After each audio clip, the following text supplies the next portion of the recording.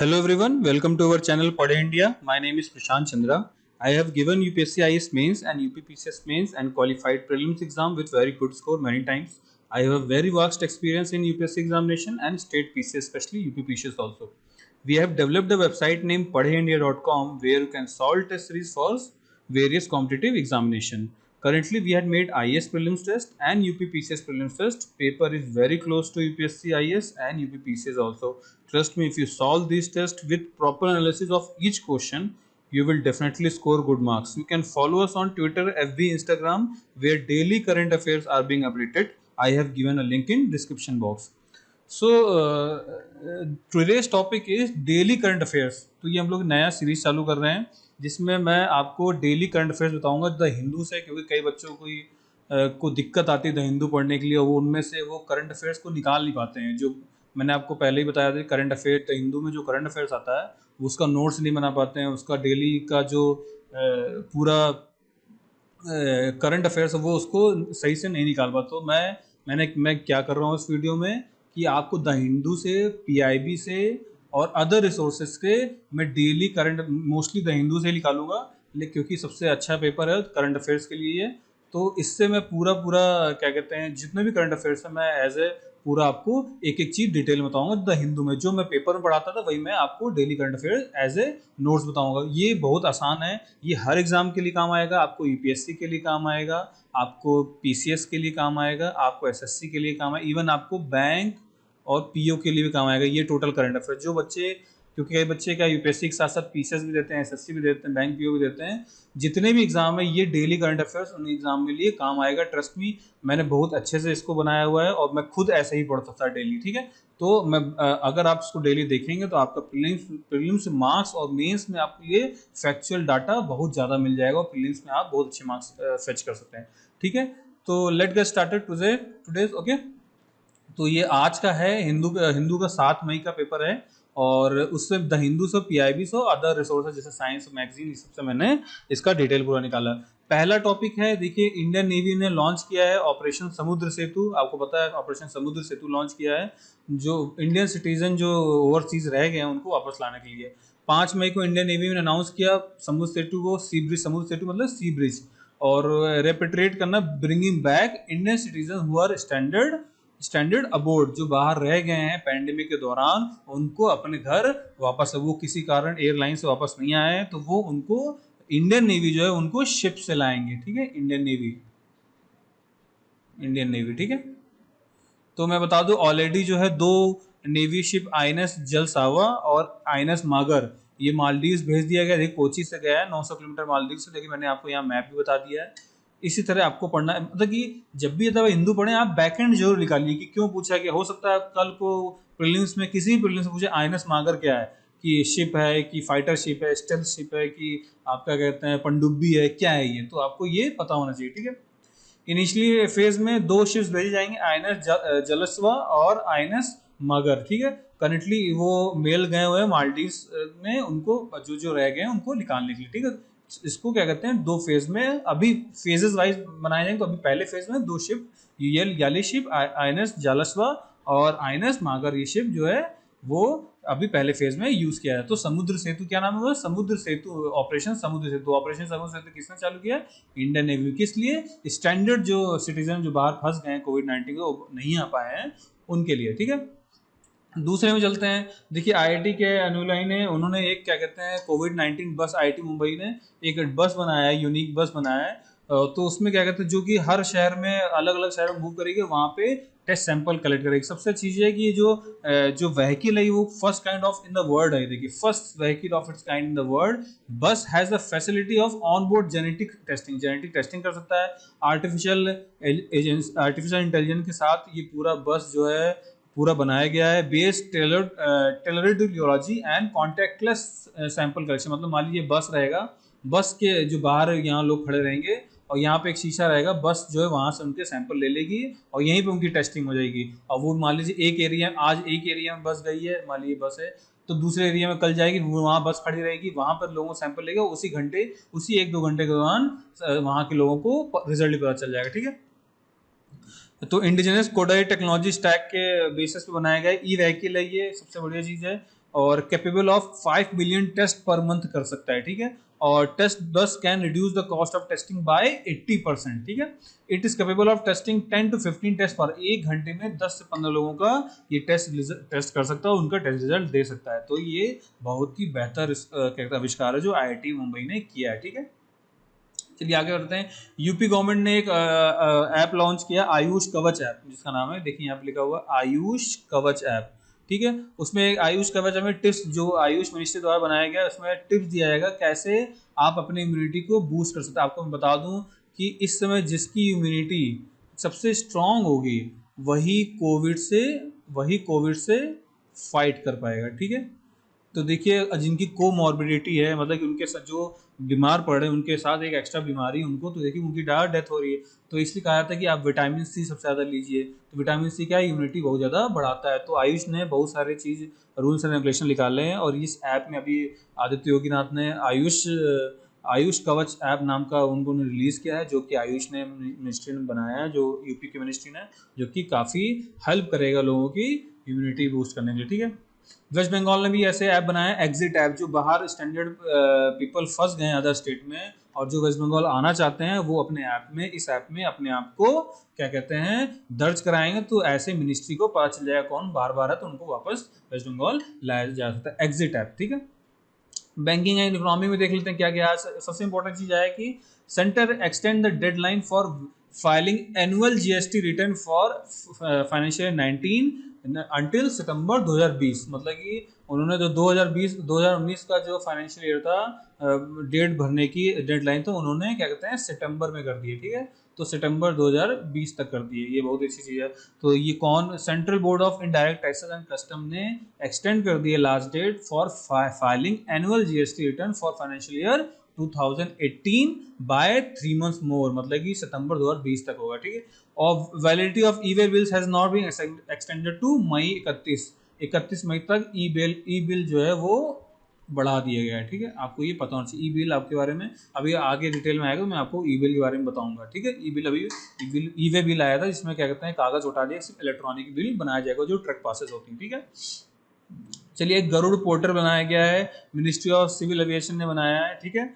उन्होंने गरुड़ पोर्टल बनाया हुआ है। तो इसमें क्या है कि to track the conditional exemption to government agency. देखिए अभी आपने देखा होगा बहुत सारे पुलिस जो है वो ड्रोन यूज कर रहे हैं उनको चेक करने के लिए, क्या कहते हैं जो लॉकडाउन तोड़ रहे हैं, या तो मेडिकल कहाँ पे है, जिसको मेडिकल इमरजेंसी है तो ड्रोन से पता जाए। तो सिविल एविएशन ने एक लॉन्च किया है, क्या कहते हैं पोर्टल लॉन्च किया है, जिसमें fast track conditional exemption to the government agencies for COVID related drone operation, ठीक है। गरुड़ जो है इकोनॉमी है, governance authorisation for relief using drones, ठीक है। The step has been taken to aid government entities in addressing the challenge posed by COVID-19 and will remain in force until further order। मतलब कि जो कोविड-19 के लिए किसी को अगर मदद की जरूरत है, किसी को रिलीफ की जरूरत है, या किसी को लॉकडाउन को चेक करना है, तो उनके लिए ये क्या कहते हैं पोर्टल बनाया गया, कैसे कैसे ये यूज करना है। The rules and regulation related to operations of drone and remotely piloted aircraft are covered under, ये बहुत important rule 15A of aircraft act rules 1937 और civil aviation requirement section 3 series part 1 dated 28/2/18 में। आपको बता दूं DGCA जो है वो कंट्रोल करता है, कहते हैं कोई भी सिविल एक्टिविटी होती है या तो जो एविएशन एक्टिविटी होती है ये कंट्रोल करता है director general of civil aviation, जो कि सिविल एविएशन मिनिस्ट्री के MOCA मिनिस्ट्री के अंडर आता है, ठीक है। चलिए वेसक डे हम 7 मई को मनाते हैं। तो वेसक मतलब क्या होता है, the day of full moon in the month of May, जो मई में पहला जो फुल मून होता है उसको हम वेसक मनाते हैं। वेसक क्यों बनाते हैं, यूनाइटेड नेशन हमेशा 7 मई को वेसक डे बनाता है, ठीक है। कौन बनाता है, यूनाइटेड नेशन, UN बनाता है, ठीक है। अब वेसक के बारे में हम लोग पढ़ लेते हैं। वेसक जो सबसे सीक्रेट डे माना था बुद्धिस्ट के अराउंड द वर्ल्ड, ठीक है। पिछली बार देखिए पिछले साल नरेंद्र मोदी जी गए हुए थे श्रीलंका, वहाँ पे वेसक डे UN ने बनाया था, ठीक है।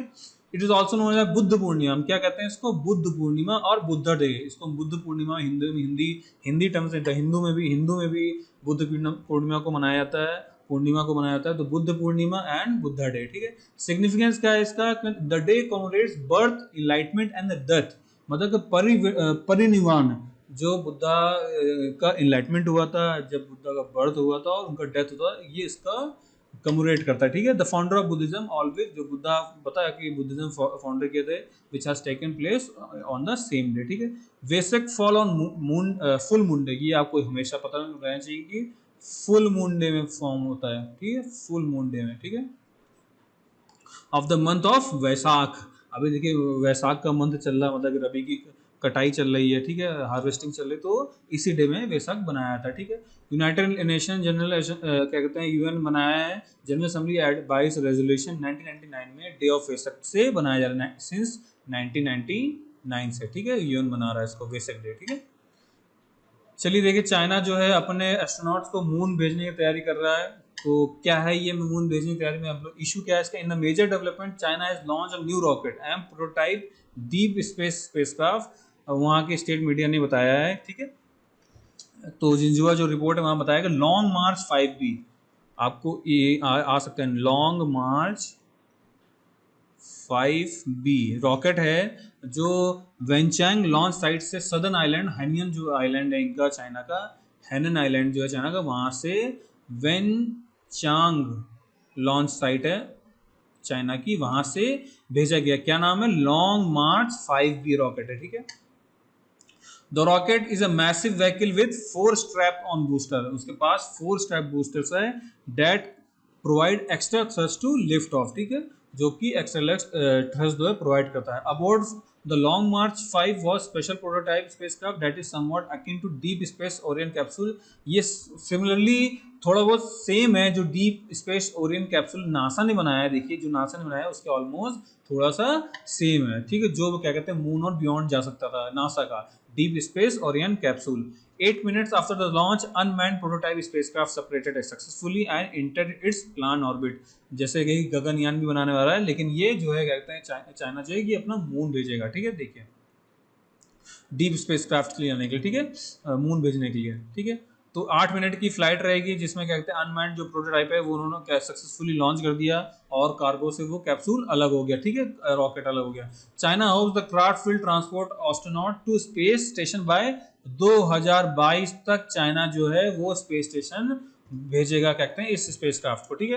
United States is so far the only country to send humans to moon, but so far China has not only successfully sent satellite into orbit and astronaut into space but also landed a rover to far side of moon last year, मतलब कि rover ने भी, China ने rover को भी launch कर दिया है, मतलब लॉन्च किया था मून के फार साइड, सदर्न साइड में भेजने का।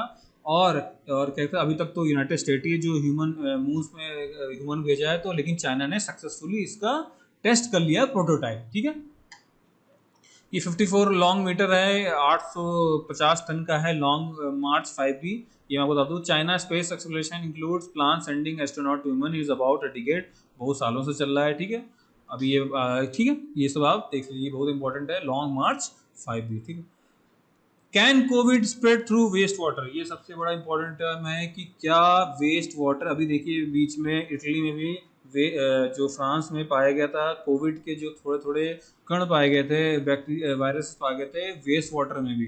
तो the response to the global pandemic has focused upon preventing person to prevention transmission, now experts have stressed that virus could also be spread in waste water, समझ लीजिए अगर virus waste water में spread करेगी तो सोचिए क्या हालत होगी। मतलब कि आपका जो क्या कहते हैं वेस्ट वाटर जो बाथरूम से निकलता है, जो पाइपलाइंस में जाता है, सीवरेज में जाता है, वहाँ से अगर पहुँच गया तो बहुत ही सबसे ज़्यादा ट्रांसमिशन हो सकता है, ठीक है। वी नो डैट कोविड जो स्प्रेड हो सकता है वो ड्रॉपलेट से स्प्रेड होता है, कफ से, स्नीजेस से, वाया ऑब्जेक्ट से भी हो सकता है, मटेरियल में चिपक जाते हैं ये, ठीक है। लेकिन रिसेंटली बताया गया virus can also found in human faces, जो ह्यूमन के कहते हैं फेसेस है, जो डर्ट मटेरियल है जो ह्यूमन के जो क्या कहते हैं बाथरूम से निकलता है, जो सीवरेज में जाता है, वहाँ से भी वायरस पैदा हो सकता है, फैल सकता है, बहुत ही जो फेकियल ओरल रूट से भी जा सकता है, देखिए ट्रांसमिटेड, ये अभी टेस्ट में पाया गया है, ठीक है। Virus shedding from the digestive system can last longer than shedding from the respiratory gland, ये देखिए बहुत खतरनाक चीज़ है कि जो डाइजेस्टिव सिस्टम से हम लोग शेड करते हैं, सीवरेज में जो फेकियल मटेरियल शेड करते हैं, उसमें वो ज़्यादा दिन तक रह सकता है as compare to respiratory track से, ठीक है। The researcher present the example of SARS outbreak in 2002, आपको पता है सार्स जब रेस्पिरेटरी सिंड्रोम सदर्न कहते हैं रेस्पिरेटरी सिंड्रोम 2002-2003 में पाया गया था, उसको हम सार्स कोविड 1 कहते हैं, इसको क्या कहते हैं सार्स कोविड 2 जो कोविड 19 है, ठीक है, वॉज डिटेक्टिव इन, वहाँ वो भी क्या कहते हैं सीवेज डिस्चार्ज में डिटेक्ट किया गया था, ठीक है। As most COVID patients shows are asymptomatic or experience just mild symptoms, आपको बता दूं इंडिया में भी 70% ऑलमोस्ट 85% केसेज ऐसे हैं जिनको एसिम्टोमेटिक मतलब कि उनको क्या कहते हैं कोविड 19 का इन्फेक्शन तो है लेकिन वो फील नहीं कर रहे हैं और वो स्प्रेड कर रहे हैं। तो इसी वजह से क्या हो सकता है, वो मान लीजिए कोई घर में भी है उनको कोविड 19 है, उनको पता नहीं चल रहा है और हो सकता है वो अपने घर से ही फेकियल के थ्रू मैटर और डर्ट मटेरियल और सीवर्स के थ्रू उनका जो वायरस है वो शेड हो रहा है और सीवेज में पहुंच रहा है, जो कि बहुत खतरनाक चीज़ है ऑलमोस्ट, ठीक है। और ये कोरोना वायरस जो है remain viable in sewage for 14 days, ये भी रिसर्च में आया कि 14 डेज तक वो जीवित रह सकता है, क्या कहते कहाँ पे सीवेज में, ठीक है। Atmospheric loading of corona virus in water droplets from waste water is poorly understood, अभी तो फिलहाल पूरली अंडरस्टूड, लेकिन अभी जो हमारे पास रिसर्च आए हैं उससे ये बताया जा वेस्ट वाटर जो फेकल मटेरियल्स और सीवेज पंप स्टेशन है वहाँ पे फैल सकते, तो उसके लिए क्या वेस्ट वाटर ट्रीटमेंट बहुत इंपॉर्टेंट हो गया। अब जो कंट्री वेस्ट वाटर ट्रीटमेंट करेगी तो वो वायरस से ज़्यादा बची रहेगी, ठीक। ओपन डेफिकेशन हमको नहीं करना है, देखिए स्वच्छ भारत अभियान इसमें फ़ायदा कर सकता है, कैसे कि अगर ओपन डेफिकेशन करेंगे तो वायरस वहाँ पे 14 घंटे तक रह सकता है, तो इससे क्या कहते हैं वायरस फैलने का कम्युनिटी ट्रांसमिशन का बहुत ज़्यादा बढ़ जाएगा। देखिए फटाफट देख लेते हैं अफ्रीकन स्वाइन फ्लू जो कि अभी न्यूज़ में था, आपको अभी बता दूं कलिंग किया गया आसाम में भी 3,000 पिक्स में और ब्रह्मपुत्र में कई सारे पिक्स फेंक दिए गए, तो इससे ये डर है कि अफ्रीकन स्वाइन फीवर फिर से आ सकता है। देखिए around since February 2,900 pigs have died in Assam due to African swine fever, ठीक है, which does not affect humans but can be catastrophic for pig, but क्या कहते हैं इन ह्यूमन में भी ट्रांसमिट हो सकता है ये अफ्रीकन स्वाइन फीवर, और अभी जो है इंडिया में इसको पाया गया। तो 2009 में बता दूं फिर से ये चाइना में बहुत ज़्यादा पाया गया था African swine fever, which is the largest exporter and consumer of pork also, जो सुअर खाते हैं चाइना सबसे ज़्यादा एक्सपोर्टर भी हैं और सबसे ज़्यादा वो खाते भी हैं, 2019 में वहाँ सबसे ज़्यादा पाया गया था, ठीक है। एज पर क्या कहते हैं latest update issued by the UN food, देखिए as per latest detail issued by UN food agriculture organisation, जो फूड एफओ ने बोला था कि जो रिसेंट ब्रेक हुआ है एएसएफ का मतलब अफ्रीकन स्वाइन फीवर का, वो सबसे ज़्यादा कहाँ अफेक्ट कर रहा है, China, Mongolia, Vietnam, Cambodia, Myanmar, film, देखिए ये कंट्रीज सबसे ज़्यादा पिग्स खाते हैं, ठीक है, सबसे ज़्यादा इनकी जो है ईटिंग एक्सपोर्ट और ईटिंग का सबसे ज़्यादा जो है कंज्यूमिंग जो है सबसे ज़्यादा पिग के यहाँ पे है, और अफ्रीकन स्वाइन फ्लू पिग में सबसे ज़्यादा फैला है, ठीक है। In China first ASF outbreak कब हुआ था, 2018 में हुआ था, जिसमें 1 मिलियन पिग जो है वहाँ पे चाइना को कलिंग करने पड़े थे। वियतनाम ने भी फरवरी 2019 में फैल गया था, वहाँ पे 6 मिलियन पिग कर्ल करने पड़े, मतलब मारने पड़ गया था, ठीक है। एएसएफ जो है came to India through Tibet into Arunachal Pradesh into Assam, देखिए हमारी कंट्री में जो नॉर्थ ईस्टर्न बॉर्डर है, क्योंकि नॉर्थ ईस्टर्न पिग ज़्यादा खाते हैं जो नॉर्थ ईस्टर्न होता है, तो वहाँ पे तिब्बत से और चाइना से इंडिया में अरुणाचल प्रदेश में आया, फिर आसाम में आया, ठीक है, क्योंकि खतरनाक हो सकता है ये अगर म्यूटेट होके वायरस अगर ह्यूमन में पहुंच गया तो बहुत ही खतरनाक हो सकता है, ठीक है। Assam government have decided to ban slaughter and उन्होंने बैन कर दिया है सेल ऑफ पॉर्क के लिए, ठीक है, फिर और उन्होंने सैंपल भेज दिए हैं national institute of high security animal disease में, ठीक है, NIHSAD जो भोपाल में है, ठीक है, सैंपल उनको पॉजिटिव पाए गए थे, ठीक है। इससे एसएफ जो है वो severe viral disease that affects wild and domestic pig resulted in acute haemorrhagic fever, ठीक है, disease has fatality rate about 100%, मतलब कि अगर एक बार हो गया मतलब कि 100% फैटेलिटी रेट है, देखिए कितना खतरनाक है पिग के थ्रू, ठीक है, फैटेलिटी रेट इसकी 100%, ठीक है। जो कंटेमिनेट कर सकता है फूड वेस्ट और गार्बेज को कंटेमिनेट कर सकता है, ठीक है। Disease is characterised by sudden death of pigs, yes, और उनको लॉस ऑफ एपेटाइट हो जाता है, स्किन लूज होती है, वॉमिटिंग होता है, डायरिया हो जाता है उनको, ठीक है। The important determination is made through laboratory testing that it differentiated from classical swine fever, ये देखिए अफ्रीकन स्वाइन फ्लू है जो वो जो क्लासिकल स्वाइन फीवर है वो उससे थोड़ा सा अलग है और उससे डिफ्रेंशिएट करता है खाली, लेकिन सिमिलरिटी क्या है उसकी साइन सिंबल जो है जो मतलब कि जो शुरुआत में जो आपको दिखाते हैं इसमें क्या कहते हैं कि जो सिमिलरिटी है वो खाली है कि फीवर उनको आता है, इसमें वॉमिटिंग भी होता है जो कि सिमिलर है अभी क्या कहते हैं इसके, ठीक है। चलिए ये आपको अफ्रीकन स्वाइन फ्लू फीवर समझ में आ गया। अब लास्ट टॉपिक हम देख लेते हैं, सेकंड लास्ट टॉपिक है कि scientist hunt for dark matter signal. Scientist ने हंट किया है डार्क मैटर सिग्नल्स को, ठीक है। A new study suggest new path for catching signal of dark matters particulars that have their energy absorbed by nuclei. आपको बता दूं background में कि 85% of the total mass universe जो है, यूनिवर्स का जो टोटल मास है 85% है, वो किससे बना है? डार्क मैटर से, ठीक है। मैं नीचे भी डार्क मैटर आपको बताऊंगा क्या होता है। डार्क मैटर से बना है। Dark matter it doesn't not interact with photons of light and also cannot be detected by observing electromagnetic radiation. This is because dark matter is composed of particles that not absorb, reflect, emit. Dark matter के जो particle हैं जो 85% universe से बना हुआ है, वो ना एब्जॉर्ब करते हैं, ना रिफ्लेक्ट करते हैं, ना लाइट को एमिट करते हैं, ठीक है। डिटेल में जाते हैं। Absorption process could give a affected atom a kick that causes into eject a higher lighter energized particles such as electron. It might produce other type of signals too depending on the nature of dark matter particle, ठीक है।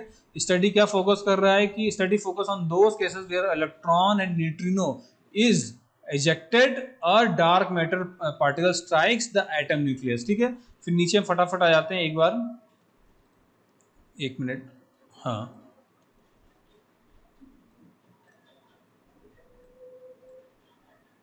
Sorry ये थोड़ा mix up हो गया। हाँ, dark matter में आपको बता दूं क्या है कि रफली आपको बता दूं 80% जो है वो डार्क मैटर से बना हुआ है। Scientist can not directly observe जो known as dark matter. This is bizarre ingredient does not limit light energy. मैंने ऊपर आपको बताया कि डार्क मैटर वो पार्टिकल्स बना है जो कि एब्जॉर्ब नहीं करता है, जो कि एमिट नहीं करता है, और जो कि क्या कहते हैं एनर्जी प्रोड्यूस नहीं, एमिट नहीं करता, ठीक है। Unlike normal matter, dark matter does not interact with electromagnetic force. ये बहुत ही इंपॉर्टेंट टॉपिक है कि क्या कहते हैं जो नॉर्मल मैटर है वो डार्क मैटर के मतलब अनलाइक नॉर्मल मैटर, जिस नॉर्मल मैटर तो इंटरेक्ट करता है इलेक्ट्रोमैग्नेटिक फोर्स से, बट जो डार्क मैटर है वो इलेक्ट्रोमैग्नेटिक फोर्स से इंटरेक्ट नहीं करता है, ठीक है। चलिए, in fact researcher has been able to infer the existence of dark matter only from gravitational effect it seems to have on visual matter. सिर्फ और सिर्फ एग्जिस्टेंस में कैसे पता लगा? ग्रेविटेशनल इफेक्ट्स है। Dark matter seems to outweigh visual matter रफली 6-1 making up the 27% of the universe, ठीक है। चलिए यहाँ पे आपको बता दिया था, और यही अभी क्या कहते हैं साइंटिस्ट हंट कर रहे हैं डार्क मैटर को, सिग्नल वहां से सिग्नल कैच करने के लिए जो सिग्नल्स यहाँ से भेज रहे हैं, ठीक है, जो कि सिग्नल जो एब्जॉर्ब किया रहे हैं वहां के डार्क मैटर पार्टिकल्स के न्यूक्लियाई, ठीक है। चलिए आप इसको पॉज करके पढ़ लीजिएगा, बहुत अच्छा टॉपिक है और डिटेल में ये आ भी सकता है, ठीक है। चलिए देखिए ये अभी क्या कहते हैं IMI जो इंटरनेट मोबाइल एसोसिएशन है उन्होंने एक डिटेल निकाला है इस बार। उन्होंने एक रिपोर्ट निकाली, नेल्सन रिपोर्ट में निकाला है कि इस बार पहली बार इंडिया में ऐसा हुआ है कि rural India has 227 million active internet user.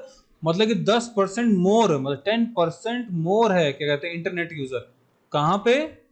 Rural area में, मतलब कि अर्बन से ज्यादा है। ये देखिए बहुत इंपॉर्टेंट टॉपिक है, और ये आप फैक्ट जो है जीएस में आप यूज कर सकते हैं, ठीक है। ये आप ये डाटा देख लीजिएगा। इसमें बताया 71 मिलियन किड्स एज बिटवीन 5 से 11 और also goes online using adult services. 503 million India में है, और चाइना में 800 मिलियन यूजर्स हैं जो रेगुलर यूजर्स हैं मोबाइल इंटरनेट के, ठीक है। After India second largest after China. Gilgit Baltistan का क्या रीजन है कि वहां देखिए अभी रिसेंटली आपको मैंने बताया था कि गिलगित बल्तिस्तान में एक्सटर्नल अफेयर मिनिस्ट्री ने स्ट्रॉन्ग प्रोटेस्ट किया है ऑर्डर में, जो सुप्रीम कोर्ट वहां के ने बोला है कि पाकिस्तान जो है वहां पे अपना इलेक्शन जो है फेडरल इलेक्शन करा जा सकता है, जबकि पहले जो गिलगित बल्तिस्तान ये जो रीजन है वो ऑटोनॉमस रीजन था, ठीक है। देखिए जो ये पीओके भी इसको कहते हैं हम लोग, क्या कहते हैं पीओके कहते हैं। ये पाकिस्तान ऑक्यूपाइड कश्मीर, देखिए गिलगित ये है, बल्तिस्तान ये है, देखिए इंडिया का जो एलओसी है ये है पीओके यहाँ पे, इस सब, जबकि हमारा एक्चुअल मैप ये है, यहाँ पे अफगानिस्तान जुड़ जाता है, ठीक है। गिलगित और बल्तिस्तान ये है। तो गिलगित बल्तिस्तान पहले नॉर्दर्न एरिया को कहा था कि ये integrate part of India Ladakh का, but it is currently under Pakistan occupation में है, ठीक है। गिलगित बल्तिस्तान जो है वो कंट्रोल कब आया, 1949 में, जब इलीगली पाकिस्तान ने ऑक्यूपाइड कर लिया, ठीक है। However region does not have been placed in constitutional framework of Pakistan and it's been kept under the tight control of central government, और उसको प्रोविंशियल ऑटोनोमस रीजन बनाया गया सिंस 2009 से, ठीक है। ये प्रोविंशियली अपने हिसाब से अपना करेंगे। Gilgit Baltistan shares border with Azad Kashmir together which referred by the United Nation है Pakistan administration Kashmir. United Nations को क्या बोलता है, पाकिस्तान एडमिनिस्ट्रेट कश्मीर, जबकि ये हमारा पार्ट है। यहीं से चाइना का CPEC, चाइना इकोनॉमिक कॉरिडोर पास, देखिए यहीं से पास होता है, जो कि यहाँ के लोग अपोज देंगे। ये तो मैं कर रहा हूँ, डैश डैश बना रहा हूँ, ये CPEC है। क्या है, CPEC, China Pakistan economic corridor, यहीं से पास होता है। इसके खिलाफ इंडिया ने खूब आवाज भी उठाई है कि ये इंडिया का हिस्सा है और यहाँ पे पाकिस्तान जो है हमारे लैंड को चाइना को ना दे। सो गाइस, यही था ऑल। हम लोग नया सीरीज चालू किया ये डेली करंट अफेयर्स का। आप प्लीज इसको सब्सक्राइब करिए चैनल को, और पढ़े इंडिया.com में जाइए। वहाँ पे टेस्ट सीरीज कुछ फ्री हैं, कुछ बहुत ही नॉमिनल कॉस्ट में, बहुत ही क्लोजली बनाया गया है यूपीएससी और पीसीएस और एसएससी को देखते हुए। आप प्लीज़ जाइए वहाँ पर, लॉगिन करिए, सब्सक्राइब करिए, और क्या कहते हैं, नॉमिनल कॉस्ट में है, उसको लगाइए टेस्ट, ठीक है। अब so guys, please share and subscribe. आप हमारी मेहनत का आगे बढ़ाइए और सब्सक्राइब करिए, शेयर करिए फ्रेंड्स और फैमिली के साथ। So guys, God stay home, stay blessed and God bless you. Thank you.